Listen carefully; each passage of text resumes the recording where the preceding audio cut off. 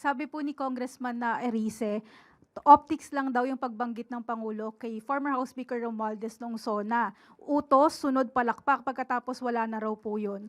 Ang sabi pa niya, the President cannot afford to jail former Speaker Romualdez kasi hindi daw po mangyayaring insertions for 3 years without the cooperation of the whole government.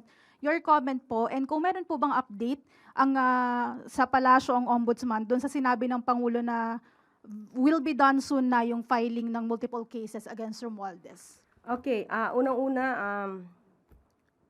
yan ba ang talagang kanyang mga sinabi? Kasi nahulog yung laptop kanina. Baka naguluhan. Kasi gulong-gulo yung isip dyan ni Congressman Erice.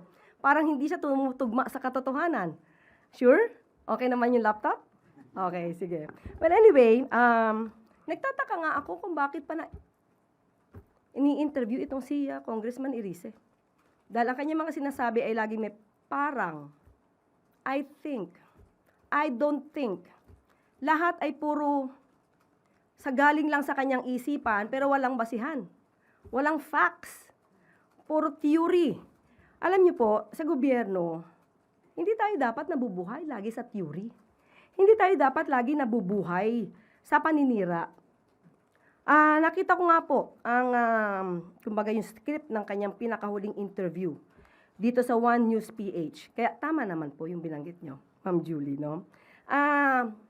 Bago dyan, meron siyang binanggit patungkol dito na hindi lang flood control projects ang problema, kundi pati yung pagkolekta ng basura. Ang sabi niya dito ay meron siyang alam tungkol sa mga local government na ang tawag ay collect all.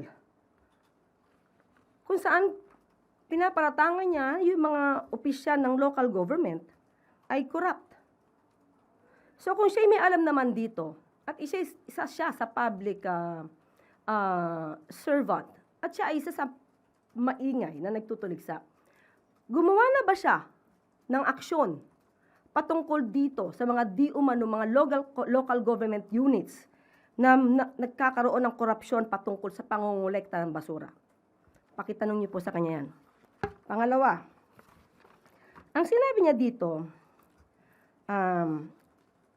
again, sabi niya, kasi I don't think that the President can afford to jail former Speaker Martin Romualdez. So ito ay iniisip niya lang.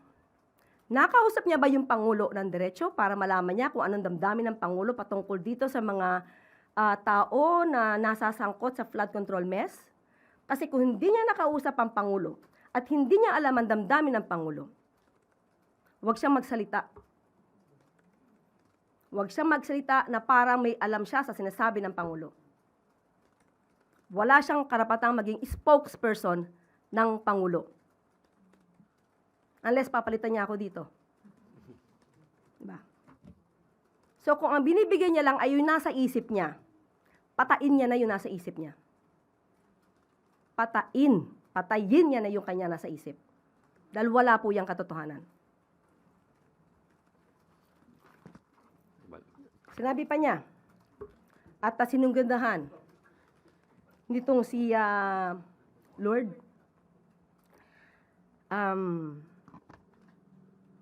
una sinabi ni Congressman Erice, sinabi daw ni Speaker, if I'm going down, I'm not going down alone.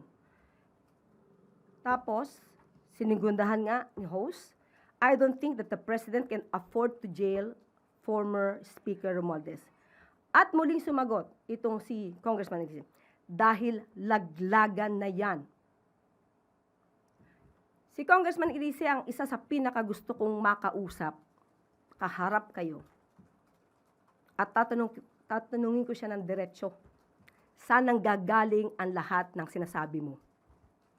Bigyan niya ako ng ebidensya, dahil puro ganito na intriga, mahirap sumagot ng puro intriga. Hindi tayo dapat, tayo mga taga-media, hindi tayo dapat nabubuhay sa intriga lang. Intriga at pamilya. So patungkol kay... Baka po may update ng ombudsman doon sa sinabing ng Pangulo na the filing of multiple cases against Romualdez will be done soon. sa ulat na nadidinig ng Pangulo, dahil meron di umano mga witnesses laban kay dating Speaker Romualdez, naniniwala ang Pangulo na kapag kumpleto ang ebidensya ay dapat masampahan ng kaso. Sino-sino ang unang tumutuligsa at nagsasabing meron silang alam at mastermind di umano ang Speaker? Hindi ba obligasyon nyo na nabigay lahat ang inyong kaalaman sa Ombudsman? Dahil medyo na-disappoint si Ombudsman Boying Rimulya sa pag-retract ng 4 na Maleta Boys. So kung meron pa pong ibang mga may hawak na ebidensya, katulad nito si Congressman Erice, kung meron kang alam, Congressman Erice, pumunta na po kayo sa Ombudsman at doon nyo na ibigay lahat ng alam po ninyo para hindi kayo ma-disappoint at sasabihin na ang Pangulo ang siyang merong kagagawan para hindi siya masampa ng kaso. Obligasyon niyo po yan, Congressman Erice. Last na lang po, Yusek, sa same interview niya, sinabi rin po niya na ayaw niyang husgahan yung 2027 budget, pero yung previous daw po, puro lang ayuda-ayuda, kaya daw nakangangalang sa ayuda yung mga tao. And yung government spending, wala man lang daw po sa infrastructure. Oo, ayaw din naman niyang, what's the word again? Ayaw niyang? Ayaw daw po niyang husgahan okay, yung okay. 2027 budget. Tama, ayaw din naman niyang husgahan ang patungkol sa impeachment trial. At ang sabi niya, yung naniniwala sa grave threats ay, excuse me for the word, but this is his word, katangahan. So in other words, hindi siya maniniwala na ang Vice Presidente ay nagbanta sa buhay ng Pangulo dahil ito ay isang katangahan? Hindi ba niya napanood mismo yung video?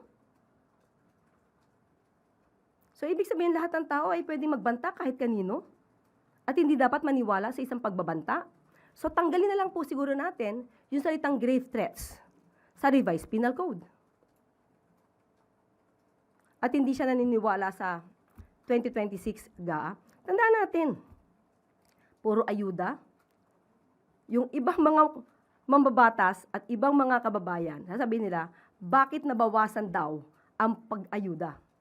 Ngayon naman, kay Congressman Erice, puro ayuda. Siguro dapat mag-usap-usap kayo para hindi kayo nagsasabog, no? Hindi iba-iba yung inyong mga sinasabi. Siguro dapat malaman ni Congressman Erice na hindi po lahat ng kanya sinasabi, ipapaalam ko na sa kanya, na tama. Ang binigay po ng budget sa ngayon, nandiyan po, isa, edukasyon, infrastructure, disaster resilience. Ang edukasyon po ba ay proper? Wala po ba tong ayuda? Yung walang gutom ni Secrex, ito ay parte ng budget. Yung 20 pesos na kada bigas, ay kada kilo na bigas, yan ba ay hindi para sa ayuda? Yung LGSF na binibigay para sa mga local government units, hindi ba ito para sa ayuda?